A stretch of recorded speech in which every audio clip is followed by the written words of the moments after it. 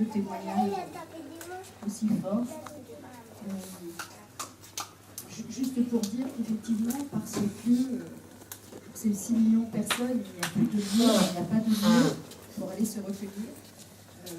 Vous le savez maintenant, la petite Berthe, grâce à la pugnacité d'Yvette, a rejoint la salle dédiée aux 4400 enfants qui ont été internés à Pithiviers ou à Bonne-la-Rolande et qui ont été assassinés à Auschwitz. Et donc ce petit bout de visage que l'on aperçoit sur la photo a rejoint donc la petite case que nous lui avions réservée.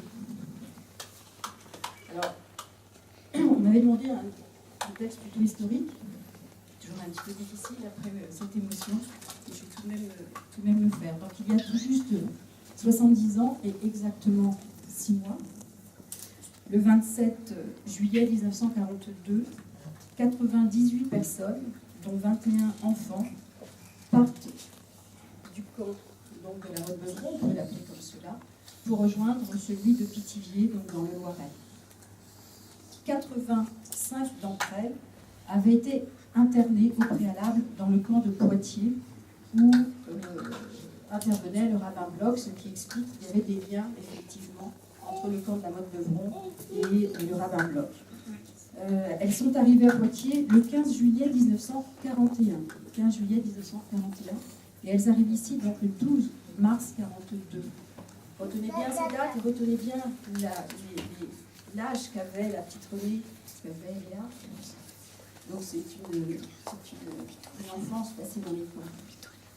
Ce sont essentiellement des familles de Moselle, de Meurthe et Moselle, pour 88 personnes d'entre elles. Elles sont évacuées comme toutes les familles de ces départements, pas seulement les Juifs, comme toutes les familles, elles sont évacuées au moment, évidemment, à l'automne 39. Ensuite, après l'armistice, toutes ces familles rentrent dans ces départements de l'Est de la France, mais certaines d'entre elles vont à nouveau être obligées de quitter ces départements parce qu'elles sont juives. Et que les autorités allemandes, pour le coup, puisque ces départements sont rattachés au Reich allemand, vont être obligés de quitter ces départements pour en faire des territoires libres de juifs. Et à nouveau, ces familles, ne sachant pas où aller, vont retourner dans les départements où elles avaient été envoyées en exode. Donc elles sont refoulées de Gironde. Pourquoi? Parce que, vous le savez aussi sans doute, ces départements côtiers sont des départements interdits. Et interdits pour tout un tas de catégories de la population que sont les nomades, ce qui explique aussi qu'un certain nombre vont se retrouver notamment à Jargeau, mais également à la Motte-Beuvron, et puis évidemment les Juifs.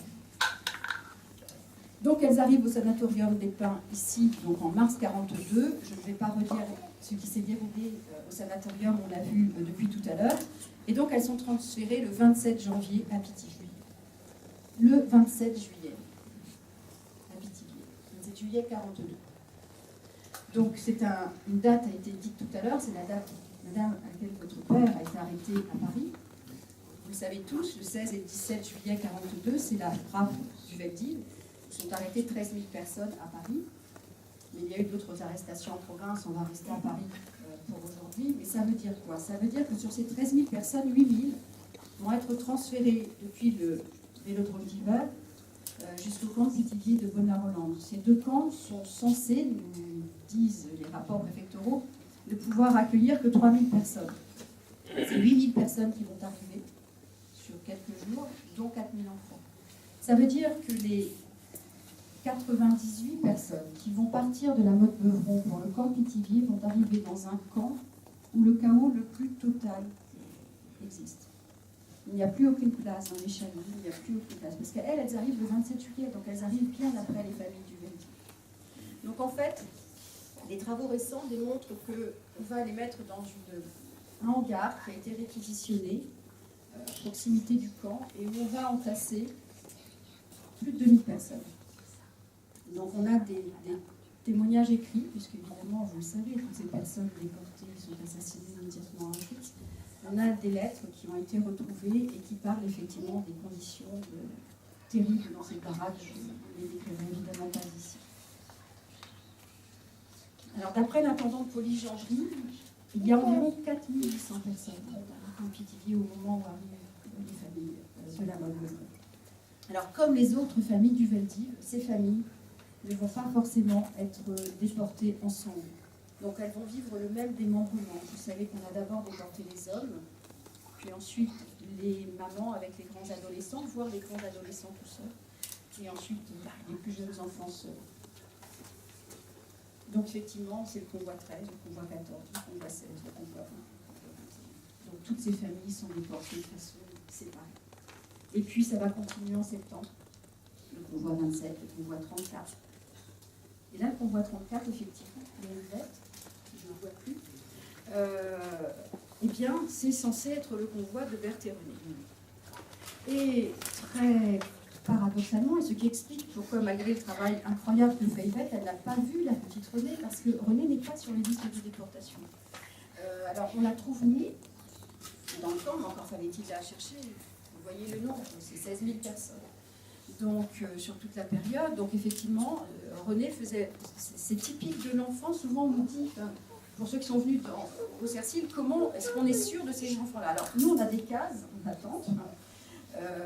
Parfois, on enlève un enfant. L'autre fois, un monsieur est venu en nous disant, mais j'ai été sauvée, et en fait, je suis sur les listes, mais j'ai été sauvée. Alors, on était ravis, on a retiré immédiatement la case. Mais on a toujours, malheureusement, des cases aussi en attente. Et Renée, effectivement, nous avons pu, grâce à Yvette, rajouter son bout de visage dans cette salle mémoriale. Parce qu'effectivement, encore une fois, elle n'apparaît pas sur la liste de déportation. Là, c'est un travail qu'il nous faut essayer de faire pour comprendre la raison. On a aussi des gens qui vont s'évader du camp de la Motte-Beuvron, juste avant leur départ à Pithiviers. Malheureusement, là aussi, pendant ce transfert, ils vont être pris et renvoyés à Pithiviers. De Pithiviers, voilà, à Drancy, de Drancy, ils vont revenir à Pithiviers. Donc je voulais juste dire ces mots, et juste pour terminer aussi, pour dire que le paradoxe français, c'est effectivement cette double discrimination, cette double persécution qui a été très bien décrite depuis tout à l'heure, c'est-à-dire évidemment la persécution des nazis qui va être amplifiée, voire parfois anticipée par Vichy, mais le paradoxe français, puisque vous savez que c'est le seul pays, ça a été le cas, mais le paradoxe français, puisque c'est le seul pays aussi où ça a été le cas, et je salue évidemment le travail de Yad Vashem, c'est les 3/4 des Juifs en France ont été sauvés, non pas par les institutions, mais par les Français eux-mêmes. Et c'est aussi ce double paradoxe-là qui est un message d'espoir sur lequel il nous faut tous penser. Donc à la fois le souvenir de ceux qui ont été brutalement arrachés à la terre de France, mais également le souvenir des 3/4 qui ont été sauvés grâce aux Français eux-mêmes.